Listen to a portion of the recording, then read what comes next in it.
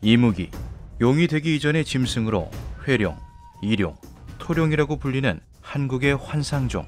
이무기는 거대한 구렁이의 형태를 하고 있으며 산속의 못이나 계곡에 조용히 숨어 지낸다고 합니다. 먹구름을 띄우거나 비를 내리는 등 수신의 특징을 가지고 있기도 한데요. 그것으로 때로는 인간을 이롭게 혹은 해롭게 하기도 하죠. 이무기에 대해 지역별로 전해져 내려오는 이야기는 조금씩 차이가 있습니다. 흥미로운 사실은 단순 민담이나 전설이 아닌 상세한 목격담도 전국적으로 다수 존재한다는 것인데요. 이는 90년대 후반까지 꾸준히 이어져 왔으며 계곡이나 산과 밀접한 시골 마을에 집중되어 있죠. 수많은 목격담 중 유명한 사례 하나를 소개하면 그 내용은 이렇습니다. 1986년 제가 군인이었을 당시 겪은 일입니다. 저는 백골 3사단 23년대 전투지원 중대로 부대 성격상 소초가 비무장 지역 뒤의 산속에 위치해 있었습니다. 때는 8월쯤 굉장히 무더운 여름날이었는데요. 한바탕 큰 비가 내린 다음날 저희는 비포장 산길인 도로보수 작업을 위해 부대를 나섰습니다. 길 좌우는 모두 지뢰지대로 몇십 년 동안 사람의 발길 한번 닿지 않은 넓고 울창한 숲이었죠. 소대에서 약 2km 정도 아래로 내려간 지점에 다다른 저희는 하천을 넘어가기 위해 다리를 건너기 시작했습니다. 폭은 대략 5m, 길이는 30m 정도 되는 콘크리트 다리였죠. 앞서 좌우 경계병이 선행하여 지나갔고 앞쪽 인원들부터 별탈 없이 다리를 빠져나가고 있었습니다. 저는 중간쯤 위치해 있었는데요. 뒤로는 5명 정도 되는 소대원들과 소대장, 후방 경계병들이 있었죠. 다리를 지나가다 우연히 왼쪽으로 고개를 돌렸는데 거기에 평소에는 보이지 않았던 검은색 형체가 얼핏 눈에 들어왔습니다. 이상한 것은 그것이 무엇인지 파악도 하기 전에 바라보는 것만으로 엄청난 두려움이 엄습했다는 것입니다. 한순간 공기가 달라진 듯 주변 소리가 아득히 들려오고 어지러움과 공포가 터지듯이 밀려와 저는 그 자리에 그대로 얼어붙고 말았습니다. 자세히 보니 그것은 거대한 뱀이었는데요.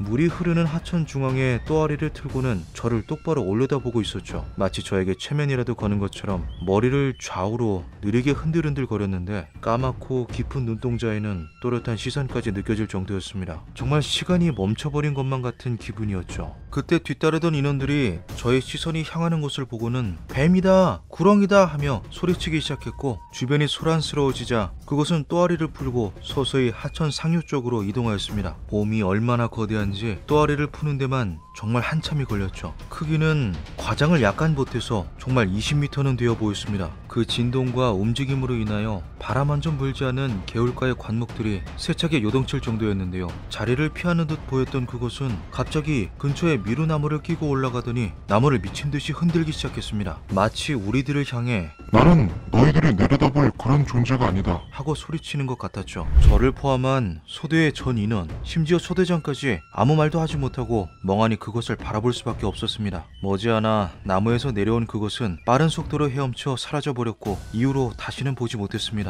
88년 제대하였지만 아직도 가끔 그때의 꿈을 꾸고는 합니다. 이 외에도 이무기에 대한 실제 목격담은 굉장히 많습니다. 공통된 것은 그것이 거대한 구렁이 같았다는 점, 개울이나 하천 근처에서 목격되었다는 점, 비가 오는 중이거나 비가 온 직후였다는 점이죠. 이무기에 대한 전설과 기록은 조선시대 문헌에서도 찾아볼 수 있는데요. 임진왜란 때 큰 공을 세운 무관 김시민과 관련된 일화 중에 이무기가 등장하는 대목이 있습니다. 김시민이 살던 백전마을 입구에는 백전천이 굽이 돌아 흘렀는데 물에 잠긴 바위 아래 굴에 큰 이무기가 하나 살았다. 이것이 틈만 나면 가축을 해치니 김시민이 활로 그것을 쏴 죽였다. 이때 이무기의 피가 며칠간 백전천을 붉게 물들였다. 사학자들은 이것이 영웅설화일 것이라고 말했습니다. 역사적으로 훌륭한 업적을 이루거나 추앙을 받는 사람을 좀 더 비범하게 보이기 위한 일종의 장치라는 것인데요. 백전마을, 즉 현재 상백마을에서는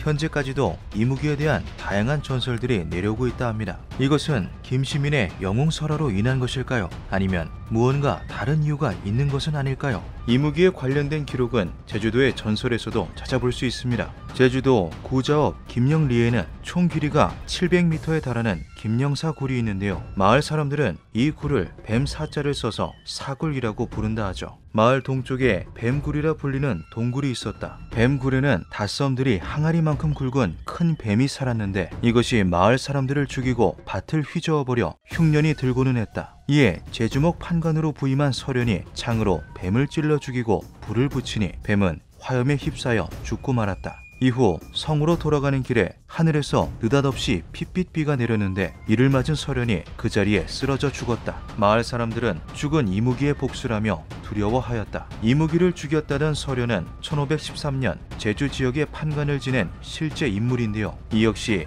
흔한 지역 설화인 걸까요? 이무기, 용에 대한 전설은 주로 동양, 그 중에서도 한국과 중국에 많이 몰려 있습니다. 이무기와 특징이 유사한 중국의 곤이 한국으로 넘어와 이무기가 되었다는 유래도 있죠. 2009년 중국의 랴오닝 성의 한 마을에서 충격적인 것이 발견됩니다. 굴착기로 땅을 파던 인부가 흙 속에서 16m가 넘는 거대한 뱀을 발견한 것인데요. 해당 사건은 중국뿐 아니라 세계적으로 큰 화제가 되었으며 우리나라의 중앙일보에도 소개되었죠. 거대 뱀은 금색 비늘을 가지고 있었으며 닭벼슬 같은 돌기도 돋아 있었다고 합니다. 굴착기에 상처를 입어 야생동물 보호단체 직원의 응급조치 후 베이징으로 이송되었으나 도착하기 전에 죽어버렸다고 하죠. 뱀은 16.7m의 길이 300kg의 무게를 가졌으며 나이는 140살 정도로 추정되었다고 하는데요. 이것은 말 그대로 불가능한 크기와 수명이었습니다. 현존하는 뱀 종류 중 그 어느 것과도 부합하지 않았죠. 현대의 뱀 중 가장 큰 종류는 남미의 아나콘다와 아시아의 그물무늬 비단뱀입니다. 이 두 뱀의 평균 크기는 대략 5m 전후이며 간혹 잡히는 초대형 개체의 경우 10m에 육박하는 경우도 있다고 하죠. 하지만 16m가 넘는 개체가 잡힌 적은 단 한 번도 없었습니다. 이것은 지구 역사상 가장 거대한 뱀이었던 티타노보아와 맞먹는 수준인데요. 옛날 사람들이 이러한 뱀을 보았다면 정말 이무기라고 생각할 법도 하죠. 이러한 초대형 개체가 과거에는 더 많았던 걸까요? 이무기에 대한 전설과 기록은 그 내용과 명칭을 조금씩 달리할 뿐 아시아 전체에 폭넓게 존재합니다. 수많은 이야기들은 혹시 어떠한 사실에 기초하고 있지는 않을까요? 기묘한 밤이었습니다.